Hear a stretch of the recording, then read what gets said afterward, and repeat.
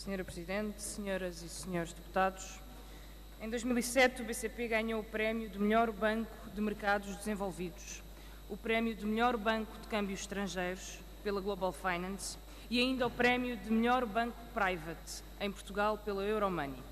Em 2008, Jardim Gonçalves começava a ser julgado por vários crimes económicos, créditos não cobrados a clientes e acionistas, sociedades offshore que serviam para comprar ações próprias, imaginação prodigiosa ao serviço da contabilidade criva. Jorge Jardim Gonçalves era, à data, o último banqueiro que era preciso julgar para que o sistema financeiro pudesse finalmente voltar ao normal. Em 2008 explodia o caso BPN, o banco de confiança de altos quadros do PSD, entre eles Cavaco Silva. Créditos de favor, empresas e garantias fictícias, contabilidade paralela e até um banco criado à medida dos negócios de Oliveira Costa e Dias Loureiro. Grande parte do sistema funcionava, como é lógico, através de veículos offshore. José Oliveira Costa era, à data, o último banqueiro que era preciso julgar para que o sistema financeiro pudesse finalmente voltar ao normal. Meses depois descobrimos o BPP. O banco de rendeiro dedicava-se a gerir fortunas e a fazer uso de sociedades offshore para embelezar resultados, retirar do balanço riscos de clientes e para pagar exorbitâncias não declaradas aos seus administradores, nomeadamente através de uma conta do BPP nas Ilhas Caimão. João Rendeiro era, à data, o último banqueiro que era preciso julgar para que o sistema financeiro pudesse finalmente voltar ao normal. Em maio do ano passado, Joaquim Góis, administrador do BES, recebia o Prémio Carreira atribuído pela Universidade Católica pelo reconhecimento da sua excepcional carreira profissional na área da gestão. No discurso, o premiado recordou João Paulo II, apelou à solidariedade desinteressada do Papa Francisco e agradeceu aos seus antigos chefes e mentores, entre eles Ricardo Salgado. Mais ou menos pela mesma altura, o BES realiza uma operação de aumento de capital subscrita em 178%, descrita pela comunicação social como um grande sucesso. Poucos meses depois, Joaquim Góis foi suspenso pelo Banco de Portugal. Entre outras coisas, o banco terá sido usado para financiar os negócios da família Espírito Santo, em parte através de sociedades offshore. Destacam-se ainda os créditos desaparecidos do BES Angola, banco distinguido no passado com o prémio de melhor banco da Global Finance para o melhor banco em Angola. Ricardo Salgado é hoje o último banqueiro que é preciso julgar para que o sistema financeiro possa finalmente voltar ao normal. No último caso, como no primeiro, o Banco de Portugal foi incapaz de identificar os anos e anos de contabilidade criativa, a acumulação de fraudes e de operações de branqueamento de capitais. Houve erros na supervisão e eles devem ter consequências políticas. É neste contexto que a recondução do governador, bem como as declarações do governo, não deixam de ser surpreendentes. Disse o governo ontem, ao anunciar a recondução de Carlos Costa no Banco de Portugal, que faz uma apreciação claramente positiva do trabalho do governador. É caso para perguntar o que é que tanto impressionou o governo. O facto do Banco de Portugal ter tido conhecimento do prejuízo e só o ter comunicado meses depois aos clientes e à CMVM?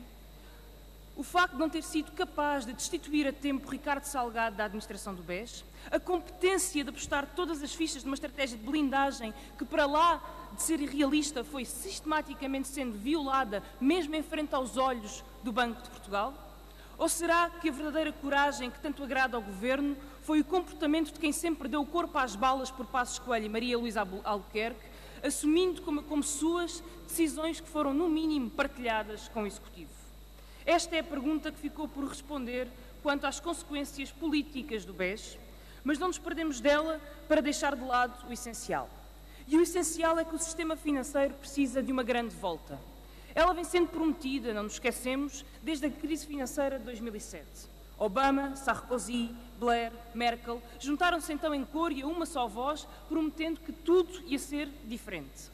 A finança ia finalmente ser posta na ordem e os offshores iam ser controlados. No essencial, para a finança, sabemos hoje, fica tudo na mesma. O mesmo não se pode dizer, no entanto, para a vida dos europeus e dos portugueses, que está bem pior do que em 2007. Entretanto, quase todos os esquemas que enumerei no início passavam por offshores, lugares construídos precisamente para escapar aos olhares dos reguladores e tributários. Em qualquer uma destas crises bancárias, as práticas de investimento e especulação inundaram a atividade comercial, pondo em causa a estabilidade e a segurança dos depositantes e, de uma forma ou de outra, todas conduziram à intervenção do Estado e à injeção de dinheiros públicos, quer de forma direta, quer de forma indireta. O que nos remete diretamente para as propostas que aqui vamos discutir hoje. O pior que podia acontecer, senhores deputados, depois desta comissão de inquérito, era não fazer nada ou achar que se resolve tudo, como algumas das propostas aqui sugerem, com comissões para estudar, apresentar relatórios, tentativas de diligências internacionais e um sem número de medidas que são dignas da mais boa das vontades, mas que nada mudarão no dia-a-dia do funcionamento do sistema financeiro. E é por isso mesmo que o Bloco defende a intervenção urgente sobre 3 vertentes da atividade bancária: estruturas mais transparentes e operações mais simples, mais exigência sobre a venda de produtos financeiros aos balcões, reforço de poderes regulatórios e de supervisão. Estas propostas estão muito longe de escutar a visão do Bloco de Esquerda sobre o sistema financeiro, mas respondem muito claramente a um apelo e a uma responsabilidade na sequência dos problemas identificados na Comissão de Inquérito ao BES. Elenquemos e expliquemos então, resumidamente, os objetivos a que nos propomos. Em primeiro lugar, melhorar a transparência das estruturas bancárias. Propomos alargar a exigência de registro no Banco de Portugal aos acionistas que escondem a sua identidade, participando no capital dos bancos através de outras sociedades. Não conhecer estes beneficiários últimos facilita o uso de informação privilegiada, por exemplo, para negociar com ações do próprio banco, como foi visto em vários casos de crises bancárias em Portugal. Em segundo lugar, combater a opacidade das operações financeiras. Devem ser impedidas todas as operações com entidades e empresas sediadas em jurisdições offshore não cooperantes ou cujo beneficiário último não seja conhecido. É uma medida de princípio. Portugal não pode compactuar com quem lucra com o anonimato, com quem impede a investigação de fraudes fiscais ou de branqueamento de capitais. Queremos tolerância zero neste ponto. Em terceiro lugar, simplificar as estruturas dos grupos bancários. Conglomerados complexos que incluem partes financeiras e não financeiras, por vezes com sedes em jurisdições inatingíveis, abrem o caminho para operações de conflitos de interesses. Pior, a complexidade destas estruturas é um alçapão para todas as práticas, todas as operações de planeamento fiscal e todas as negociatas, como bem vimos no caso da PT ou em múltiplas empresas do GES. Não podemos tolerar esta complexidade. Em quarto lugar, proteger os clientes de retalho. Além da economia e dos contribuintes, as crises bancárias atingem sempre os clientes dos bancos. No caso do BES, são os lesados do papel comercial. A diferença entre a informação tida pelo banco que vende produtos próprios e pelo cliente que confia no primeiro e no seu gestor de conta implica proteger o lado mais frágil desta relação. Propomos, por isso, a proibição da venda aos balcões dos bancos de valores emitidos por estes ou por entidades com eles relacionados.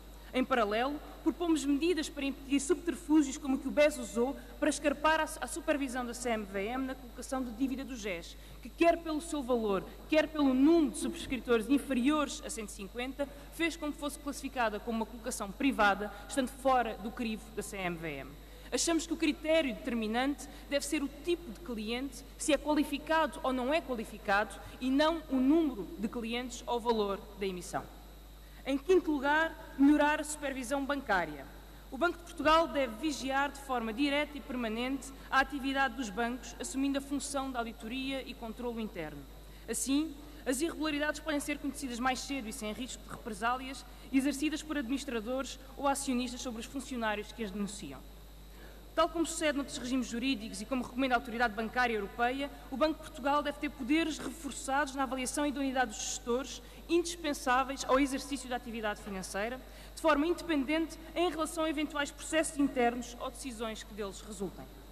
Quanto aos auditores externos, propomos que o Banco de Portugal seja diretamente envolvido na escolha dos mesmos, na definição da sua remuneração e da sua rotação, garantindo que atuam de forma isenta, livres da relação perversa de cliente-fornecedor que hoje têm com os bancos que auditam. É incompreensível, aliás, que a proposta do Governo e que o Governo aqui terá sobre esta matéria não leve em linha de conta as considerações e recomendações da própria Comissão de Inquérito e não ponha um ponto final a nenhuma das disfunções que têm permitido a verdadeira amnésia coletiva que a cada crise toma a banca de assalto. Senhora Presidente, senhoras e senhores deputados, estas medidas são suficientes para resolver os problemas do sistema financeiro? Não, não são. Estes são os aspectos que decorrem diretamente da experiência do caso Espírito Santo e que devem ser corrigidos para evitar a repetição da história. É indispensável, no entanto, uma revisão mais profunda dos modos e regras de funcionamento da banca a nível fiscal, de defesa dos consumidores ou da proteção às famílias endividadas, só para começar. Mas, acima de tudo, confirma-se neste caso o que a realidade teima em provar-nos da forma mais dura. A banca é demasiado importante para estar nas mãos dos banqueiros. Chamem-se eles Jorge, José, João ou Ricardo. Qualquer um deles, ou qualquer outro que seja dono de um banco, não hesitará em usar o dinheiro que lhe foi confiado para lucro próprio. Afinal, esse é mesmo o propósito dos bancos privados. Nenhum deles está vinculado ao interesse comum. Por isso mesmo, o Bloco de Esquerda recusa a utilização de dinheiros públicos para privatizar bancos privados. Pelo contrário, só o controle público da banca pode garantir transparência, estabilidade, eficiência e o controle democrático do sistema financeiro. Disse.